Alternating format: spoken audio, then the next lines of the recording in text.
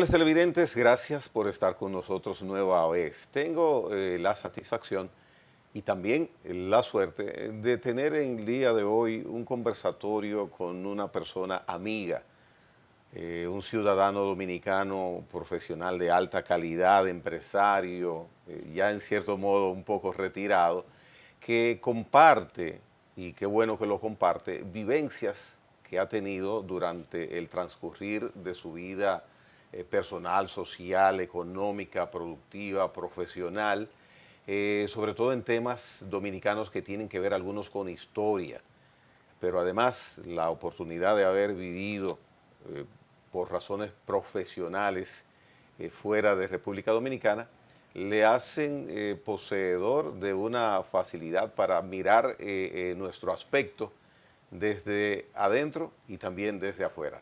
Francisco Catrén, recibo con mucho agrado en la hora con Gregory. Buenas noches, Francisco. Buenas noches, Gregory. Te agradezco mucho la oportunidad que me das de poder estar en tu programa, ya que lo considero uno de los programas más interesantes de la televisión nacional. Así que, gracias. Conversar con un amigo algunas veces resulta bastante cómodo. Ahora, cuando ese amigo comparte, como es esta ocasión, con el televidente, vivencias, conocimientos, es más específica esa conversación. Hay un aspecto que Francisco Catrén tiene de conocimiento porque estuvo ahí, lo compartió, que va a lo personal y prácticamente a lo familiar, y es un personaje que es de nuestra historia. Me refiero a Anselmo Paulino. Y cuando menciono a Anselmo Paulino, muchos jóvenes el nombre no les resultará conocido. Quienes tienen un poco más de edad conocen exactamente a quién me refiero. ¿Quién fue Anselmo Paulino y por qué yo con Francisco Catrén, frente a el televidente, menciono tan importante nombre? Mira, Gregory, Anselmo Paulino fue una figura que estuvo gravitando desde antes de la llamada era de Trujillo hasta prácticamente su muerte en el año 77. Anselmo Paulino, yo he hecho 2 programas y he invitado por el buen amigo Soto Jiménez, y he conversado con él en la misma forma que hemos hecho contigo ahora sobre quién fue Anselmo Paulino. Pero voy a volver a hacer una síntesis. Anselmo Paulino conoce a Trujillo en el año 28 durante el matrimonio de el brigadier Trujillo con Bienvenida Ricardo. En esa boda, que la diagrama muy bien en la novela Bienvenida y la Noche, ese gran intelectual, quizás el intelectual más prolífico de nuestra historia, Manuel Rueda, se llama Bienvenida y la Noche.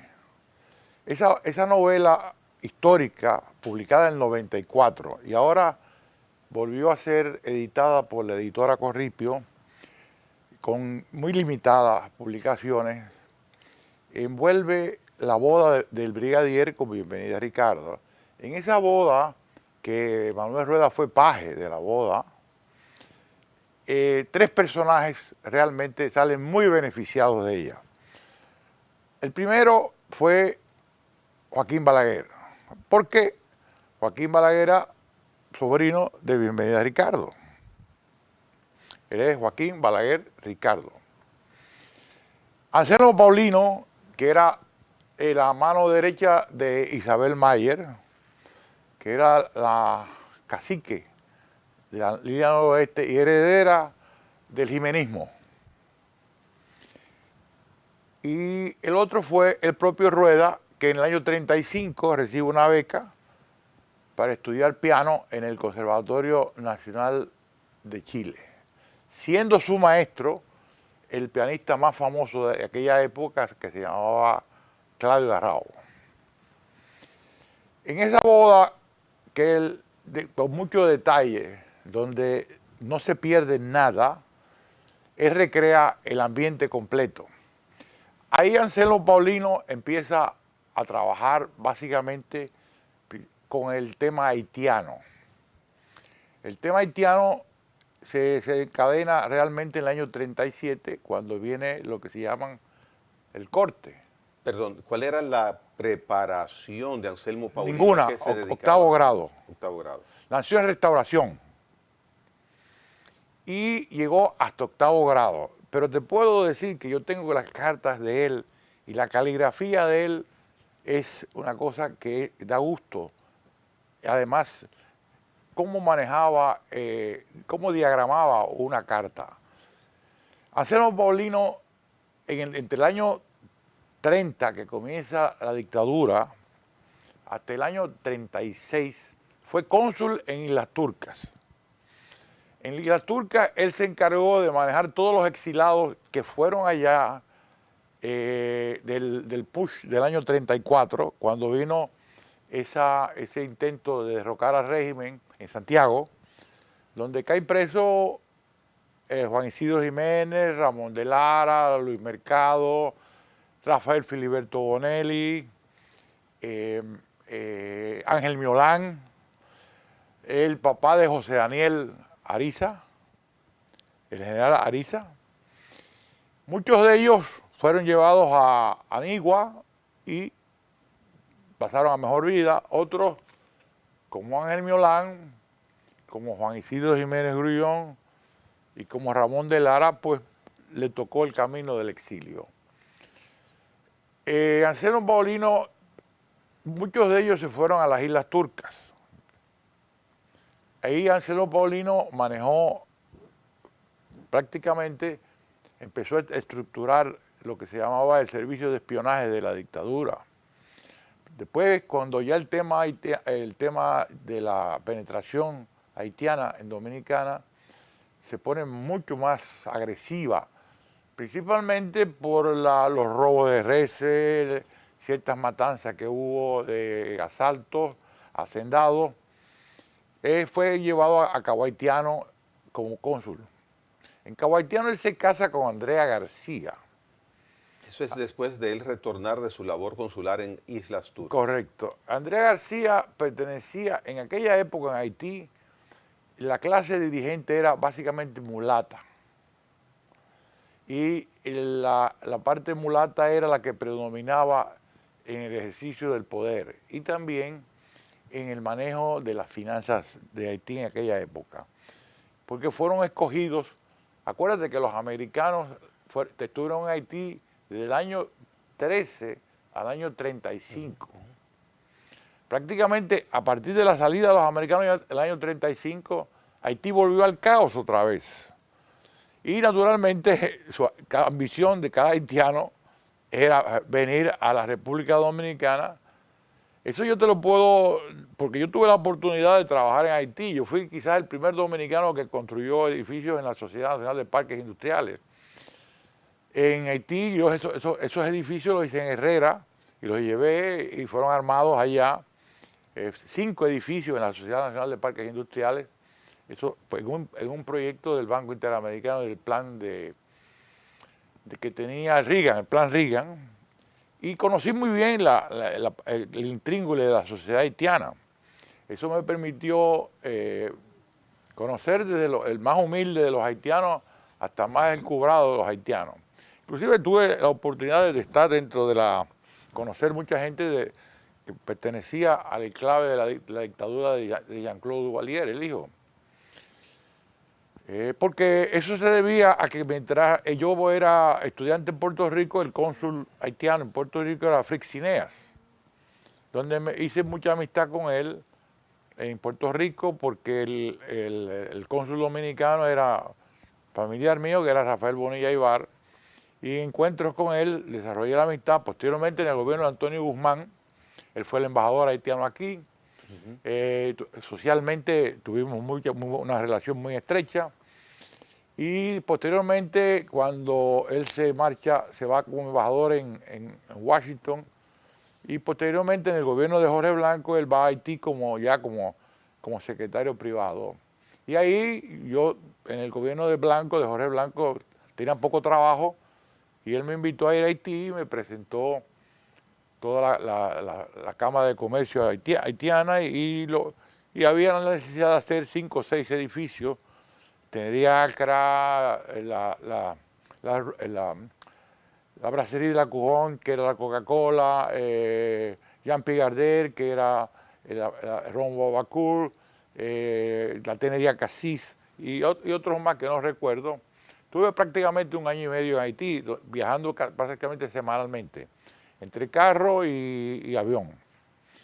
Entonces te puedo decir que conozco bien la problemática haitiana.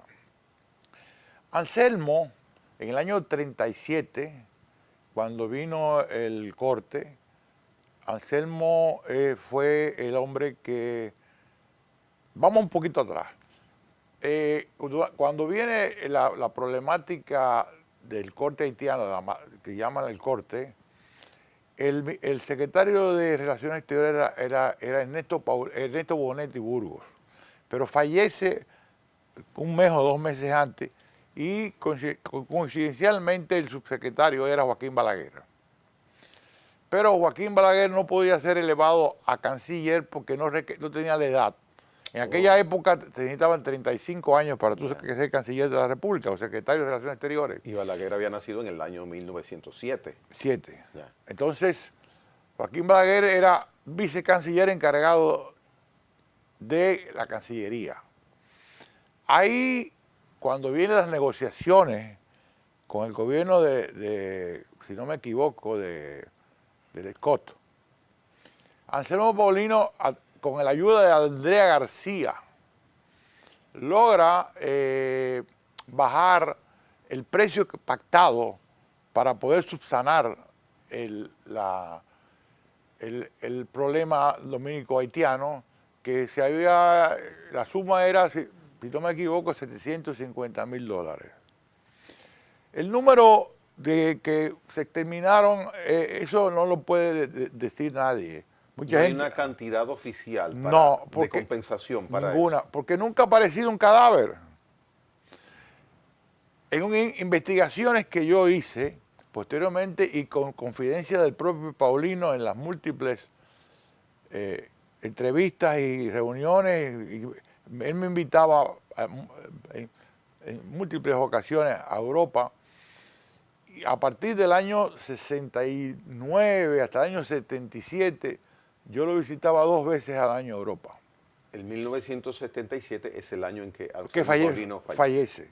Inclusive, coincidencialmente, yo había llegado a París el 1 de mayo del año 77 para una negociación con la Agencia Francesa de Cooperación, porque yo estaba era subcontratista de Icantrova en el proyecto de riego Yaque del Norte, que las compuertas que están ahí las fabriqué yo en Herrera, y en el canal Brazo Derecho, la firma Hanson y Rodríguez había diseñado una pequeña hidroeléctrica, y Farías Cabral, que era en la sazón el director del INDRI, logró con Balaguer que le diera el dinero de la obra civil, pero Balaguer se negó a dar los dólares para las turbinas, y básicamente yo apelé a Anselmo.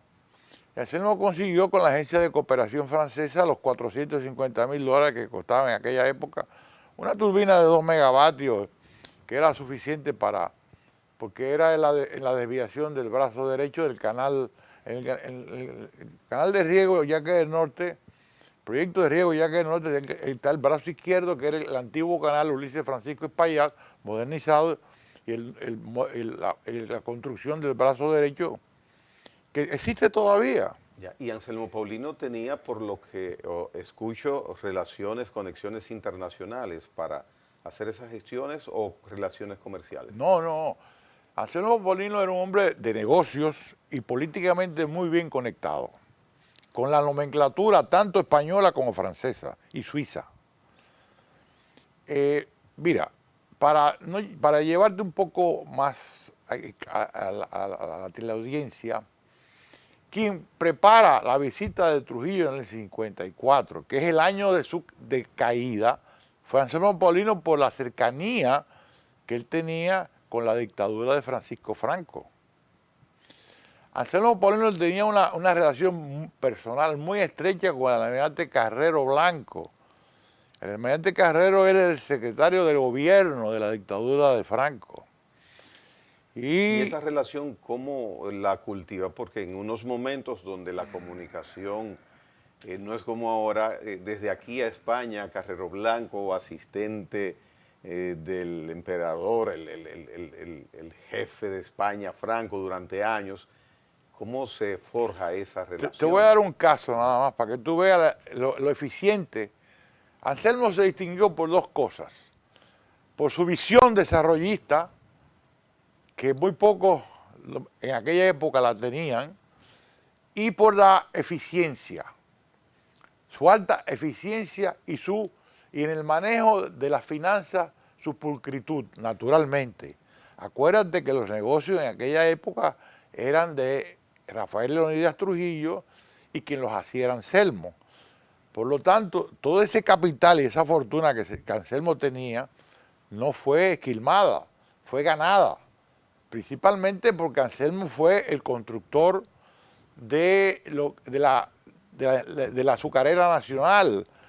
Entre el año 48 y el año 52, Anselmo construye 3 ingenios en el país: Catarey, Esperanza y Río Jaina. Y deja todo listo para que en el año 55, pero ya él fue, su caída en el 54, en lo que se llamaba la azucarera Jaina de aquella época, compre los ingenios a Mr. Kirur, que componía Consuelo, Porvenir, Boca Chica, Montellano y Barahona.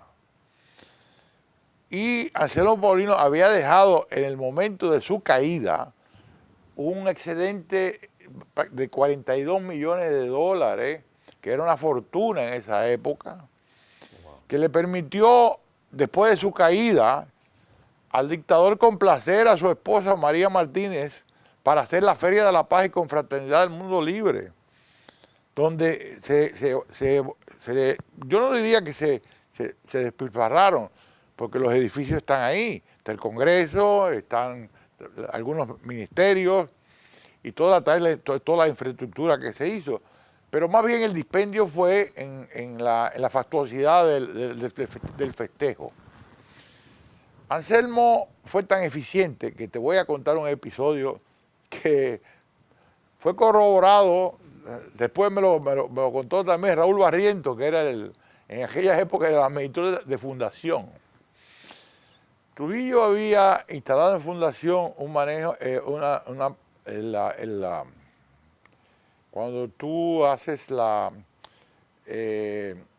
logras para las vacas, tú ordeñar las vacas, un sistema de ordeño de última generación. Y el que lo instaló fue un suizo que vino a hacerlo, pero el entrenamiento que hizo a los dominicanos que le iban a operar, las personas que se encargaron no tuvieron la destreza de poder manejarlo. Y cometieron algunos errores que interrumpieron y rompieron algunas piezas fundamentales. Anselmo estaba con el dictador en esa época y le dijo: jefe, no se preocupe, que pasado mañana llega la pieza. Imagínate. Anselmo, con un avión, de ahí salió a la fábrica a buscar la pieza, y a los 4 días ya estaba la pieza y el ordeño continuó. Y así te puedo decir, relatar un montón de cosas. Y era un hombre extremadamente que su caída se debió indiscutiblemente al celo de la familia Trujillo, principalmente la esposa María Martínez, su hijo Ramfis y el presidente de turno, que era su hermano Héctor Bienvenido, de quien Anselmo lo ridiculizaba porque Héctor Bienvenido Trujillo, su único interés de ser presidente era hacer dinero, acumular dinero, oír conversaciones, pues fue el precursor de las interconexiones, de interconectar teléfonos, pero no era política, era para simplemente para recrearse su mente en términos más bien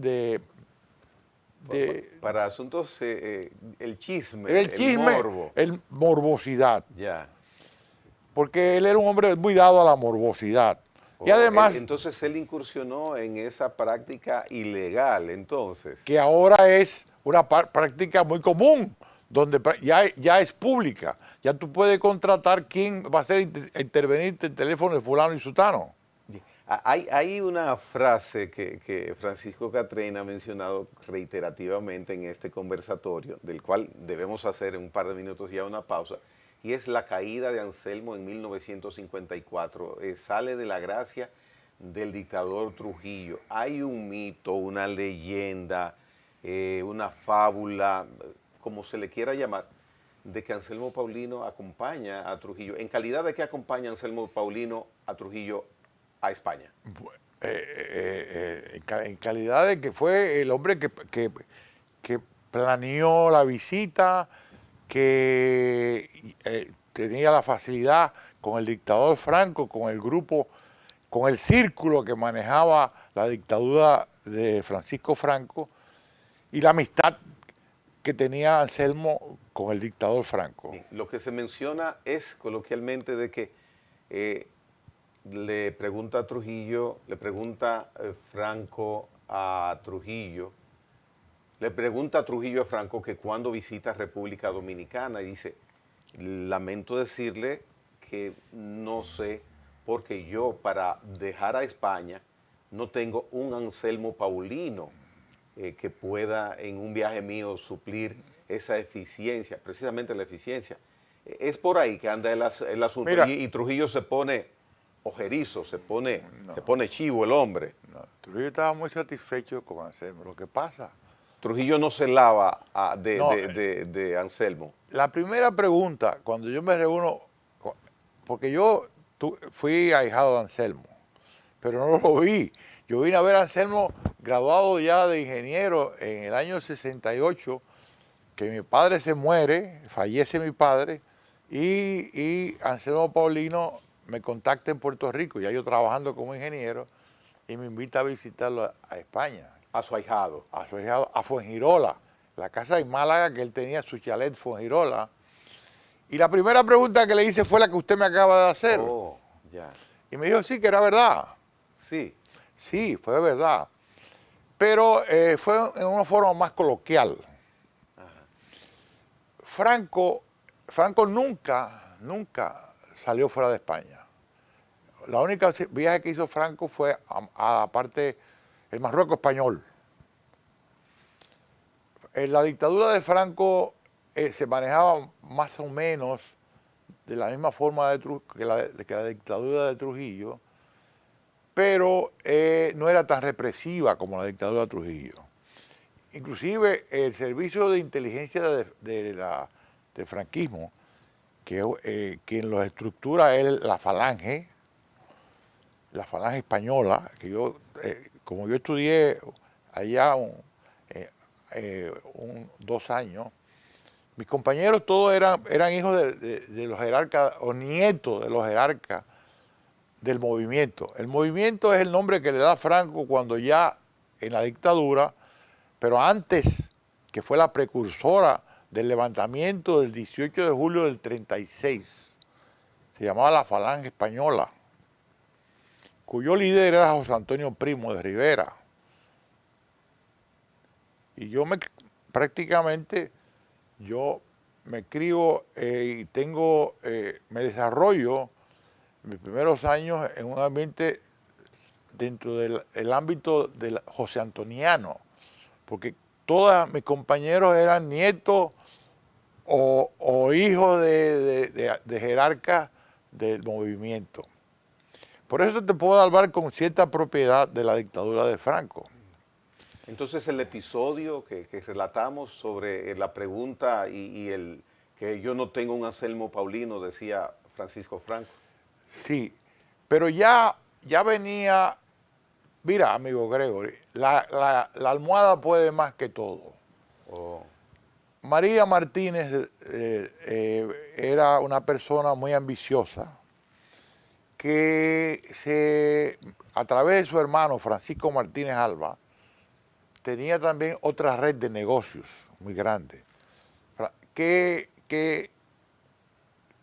quiso meterse dentro de los negocios que Anselmo manejaba para Trujillo. Básicamente la industria azucarera. Oh. También te voy a ampliar un poco más.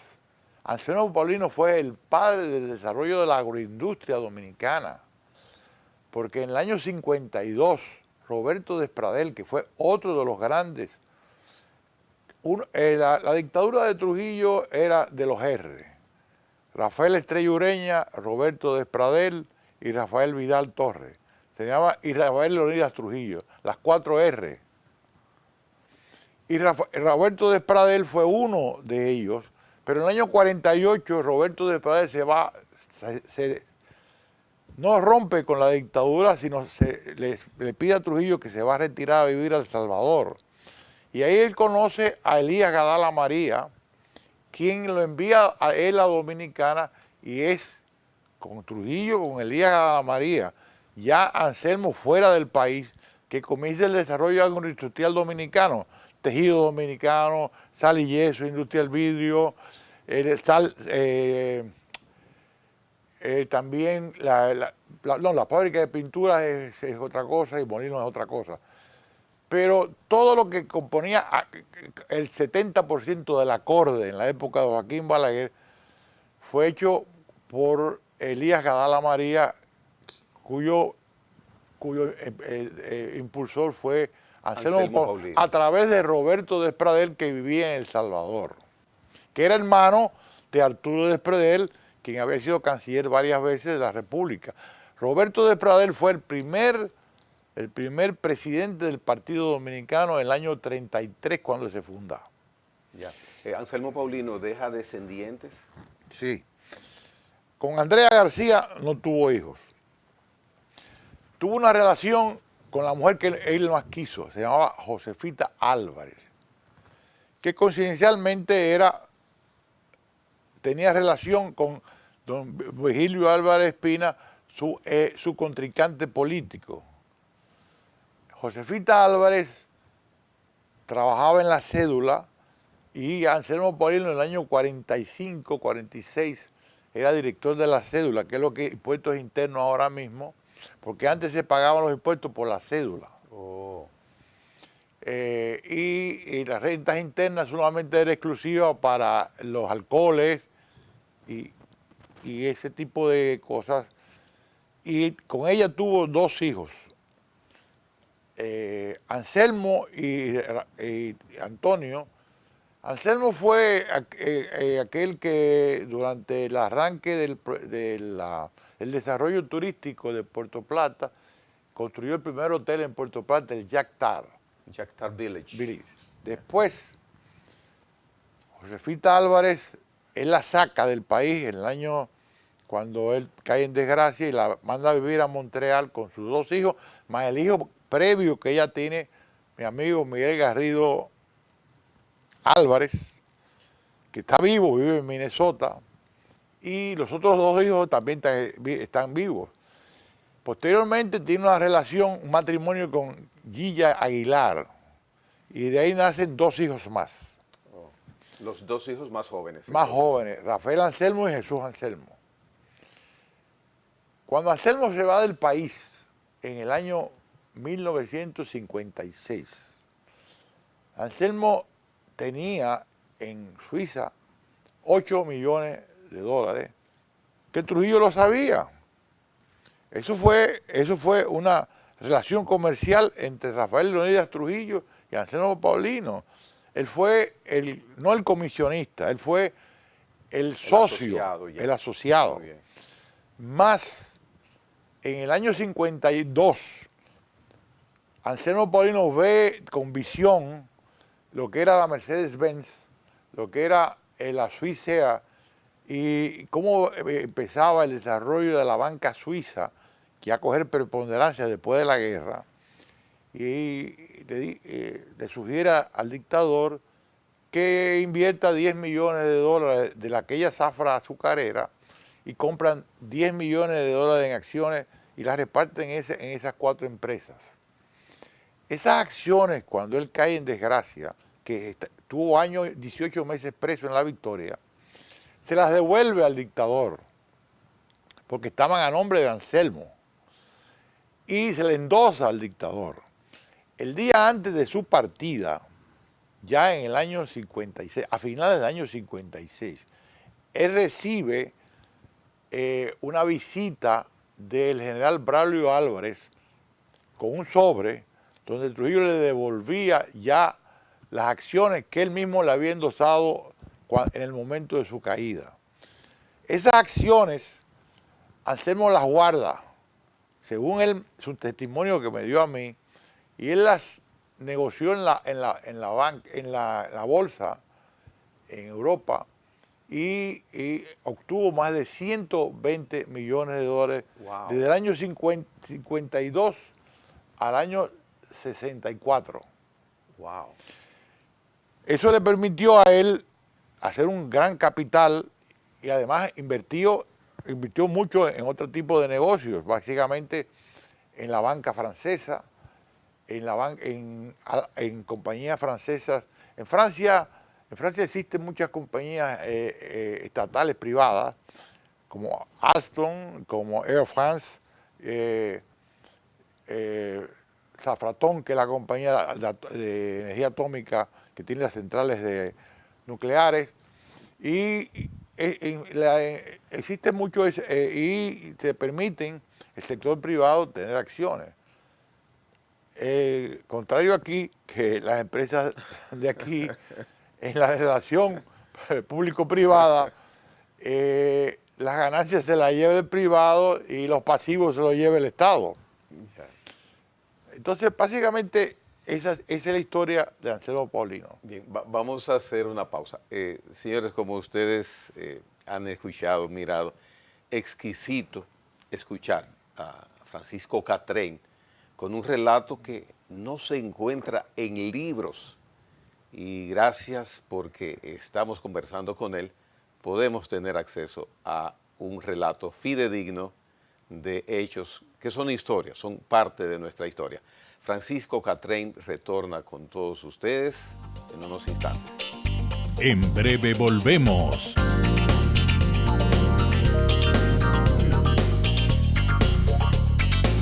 A la hora con Gregory.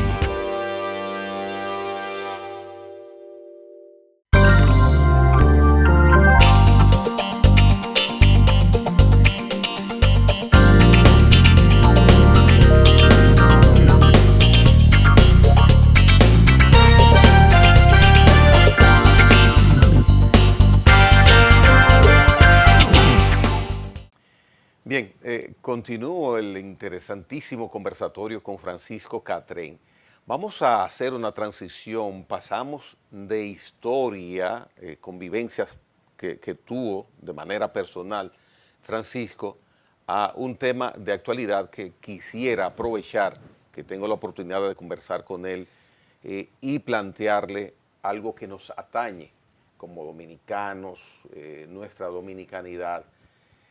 Se inicia en unos días, va a ocurrir en unos días un hecho que podrá marcar algo. Tengo como esa intuición o ese presentimiento, ese pensar sobre el tema que tiene que ver con la presencia no controlada de haitianos en el país, y es una marcha en un lugar que se denomina Friusa, en la provincia La Altagracia.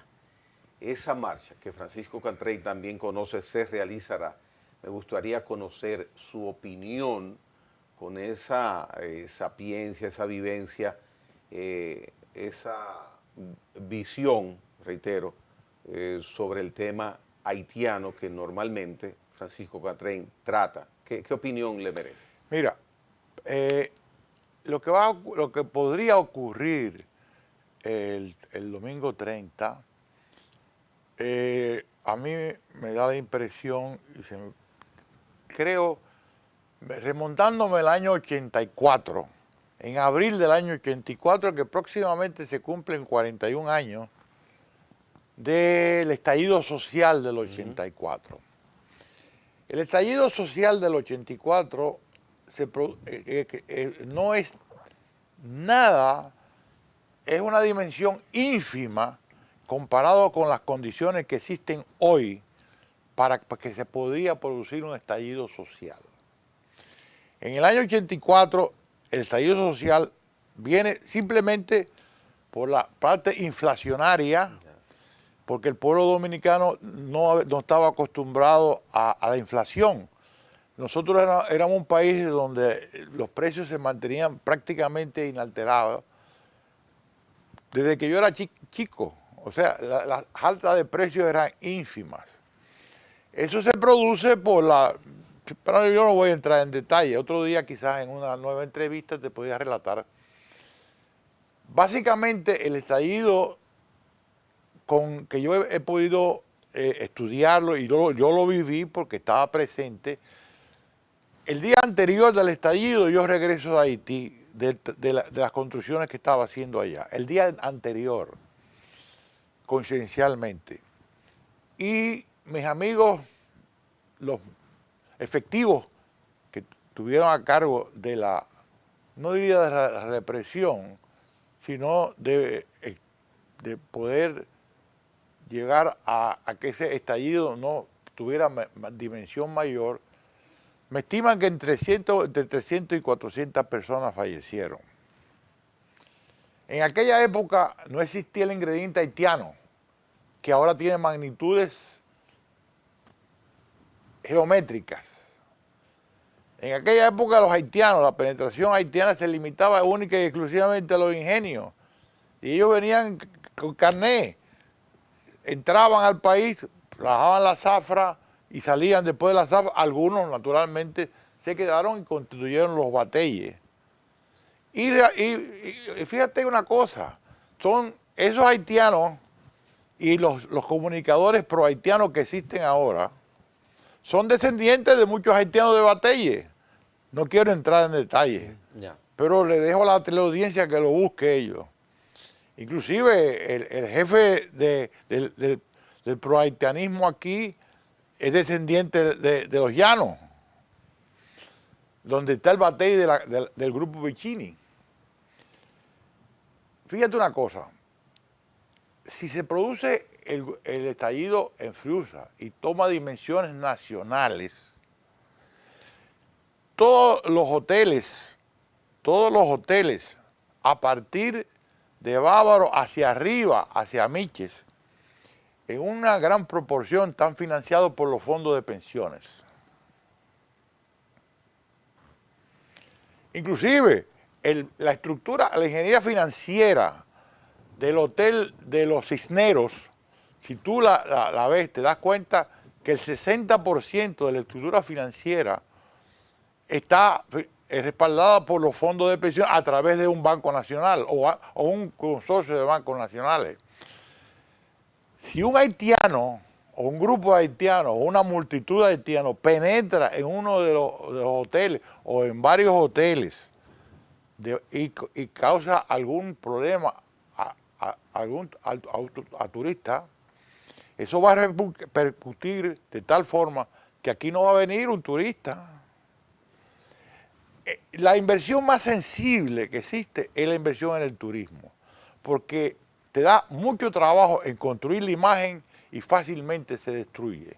Pero llegar a ese punto de deducción, suposición, hipótesis, relacionándolo a una marcha de dominicanos en un lugar que se llama Friusa, que el 100% prácticamente es de haitianos, ¿tiene alguna posibilidad, alguna conexión? Y si nos quedamos en el hecho de que se realice la marcha sin ningún tipo de inconvenientes, por ejemplo. Tarde o temprano vendrá el estallido, porque ya el dominicano ya llegó a su límite. Ya los haitianos no podemos controlar. Fíjate que ya hasta a veces la fílmica que tú ves en las redes sociales, los policías salen corriendo. O sea, es que en Friusa están todas las bandas haitianas escondidas. Fíjate lo mínimo que fue el problema con la turista hindú. Fíjate las repercusiones que va a traer eso tarde o temprano. Y eso es una cosa aislada. Imagínate tú que pase un problema debido a un desborde de la migración haitiana, que ya ellos controlan a Verón. Y prácticamente Friusa está en el corazón de Bávaro. Hay un lugar que se denomina similar Matamosquitos, que en una entrevista que le hice al coordinador, al vocero de la antigua Orden Dominicana, nos dice que ahí hay más personas en Matamosquitos, en Verón, que en el hoyo de Friusa. Más personas, o sea, más ciudadanos haitianos. Más indocumentados. Ya. Porque el haitiano no quiere documentarse, porque el haitiano le interesa ser ilegal, para no pagar impuestos, para poder entrar gratis y competir y quitarle los puestos a los dominicanos en la escolaridad, para las mujeres dar a luz aquí y después que dan a luz se levantan y se van.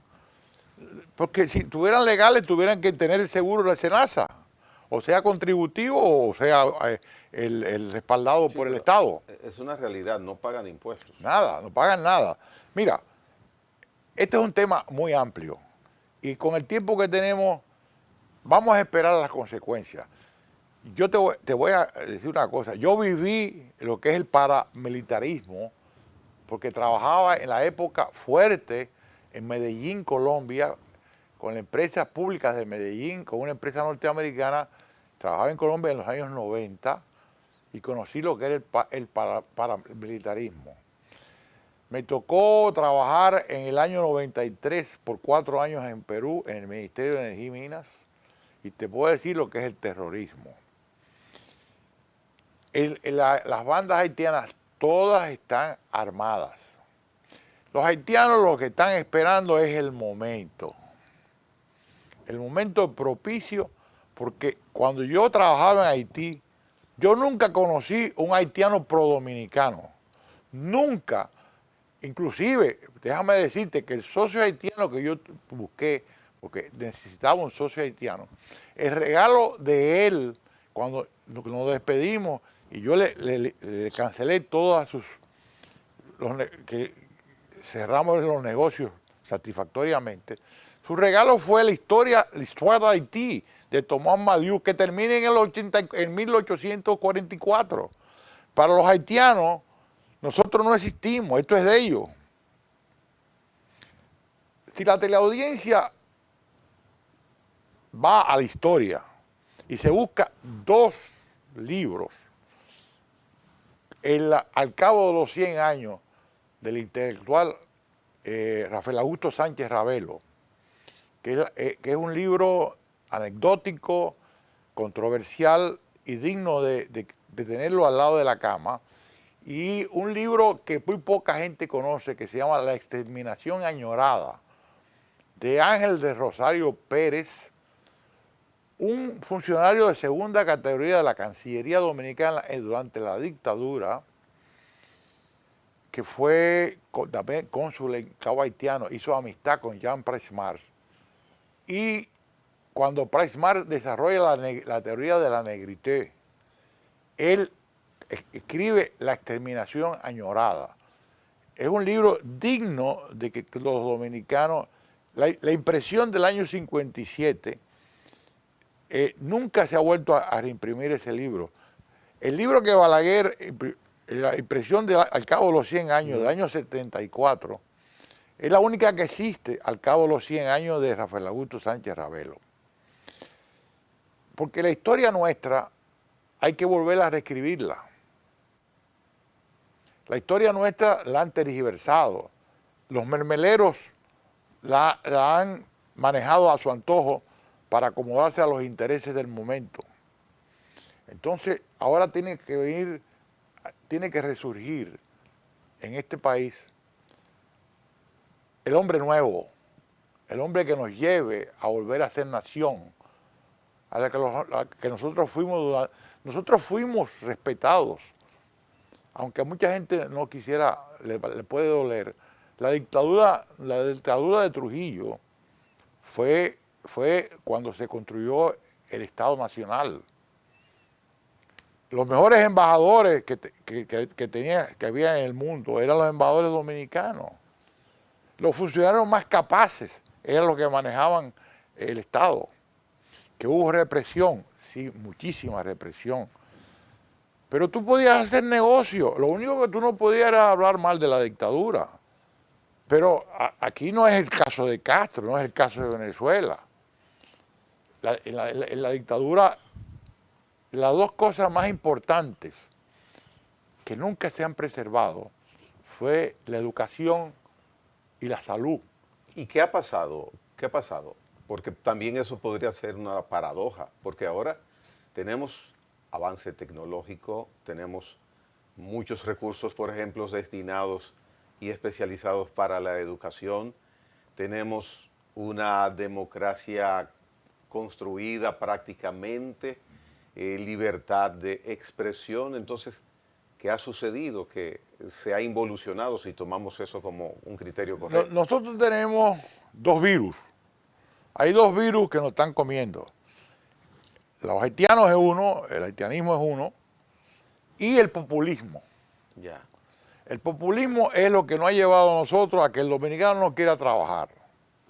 Que el dominicano, el supérate, el bonolú, bonogá, que ya no vaya a la agricultura, que se priorice la importación por la producción nacional, que se construyan placas solares en terrenos agrícolas.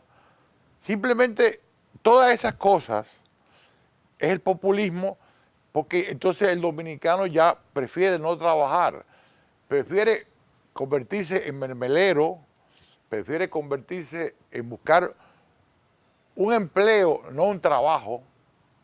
¿Entiendes? Fíjate que la informalidad en este país es de 70%. Quiere decir que solamente el 30% de este país son los que cotizan en la seguridad social, son los que aportan a los fondos de pensiones. Fíjate, todas esas cosas hay que estudiarlas para saber y entender la problemática en la que estamos nosotros ahora mismo. El dominicano ni siquiera lee los periódicos gratis. Aquí hay dos periódicos gratis bastante buenos y ni siquiera los leen. Y menos ni ningún libro. O sea, aquí la lectura ya no se existe. Los libros en las escuelas están desvirtuados. Cada ministro de educación imprime los libros que quiere. Todas esas cosas. Entonces, amigo Gregory, el panorama de Friusa es el nuevo despertar de nosotros. Si acaso le pasa algo a un miembro de los manifestantes, de los que van a hacer la marcha, o hay alguna agresión con la antigua orden, aquí no tenemos otra alternativa que calmarnos y buscar la forma de cómo sacar a los haitianos del territorio nacional. Porque si no los sacamos, ellos nos van a exterminar a nosotros. Como nación nos van a exterminar. Eso usted puede estar seguro. Dentro de 10 años aquí no existirá nación dominicana. Eso es real. Pero nada más tiene que ir a la calle, siéntalo. Están en todas partes. Llenos los hospitales, llenos las escuelas públicas. En los hoteles de Bávaro, de Punta Cana, el 50% es empleomanía haitiana, mal pagada.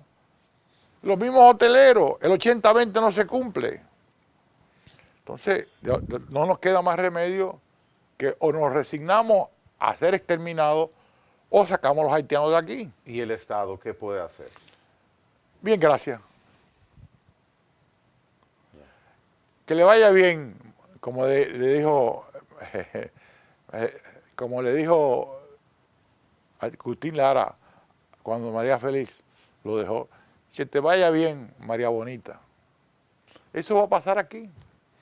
Si nosotros no nos empoderamos como ciudadanos y nos hacemos respetar, nosotros no valemos nada. Nada. Nada. Lo de Friusa es, y ya con esto terminamos, entonces lo de Friusa ¿Es un mensaje claro de la Claro. actitud del ciudadano? Clarísimo. Todo dominicano debe respaldar la marcha de Friusa, porque es la única marcha verdaderamente que aquí se va a hacer, aunque ha habido otras, donde hay ya el sentimiento nacional, que ya el dominicano llegó a hacer a lo último que puede tolerar. Ya no hay un ser humano, ni un dominicano consciente, que no se dé cuenta de que nosotros vamos camino al exterminio, a la exterminación añorada, que era el sueño de Jean Price Mars. Bien. Francisco Catrey, muchísimas gracias por regalar, compartir experiencias, vivencias, conocimientos, informaciones, que tiene consigo sentimientos también, porque es cómodo muchas veces quedarnos desde atrás, desde lejos, en una zona de confort y mirar los hechos y la historia que cruce sin levantar nosotros un dedo para tratar de revertir cosas que quizás luego decimos, wow, pero no debió pasar, no debió pasar. Gracias. Gracias, amigo Gregory, te agradezco mucho tu intervención. Tú sabes que yo no me gusta venir, nunca, que el primer programa de televisión, he ido a 3 programas, los 2 de mi amigo Soto Jiménez y a ti, que te aprecio muchísimo. Pero yo creo que es el último que voy. De aquí en adelante, Friusa es el detonante. Bien. Señores, no debo abundar nada. Ustedes son testigos y han asimilado qué calidad y qué conocimiento que se puede apreciar de este conversatorio que hoy hemos sostenido agradablemente con un buen dominicano, Francisco Catrey. Hasta la próxima.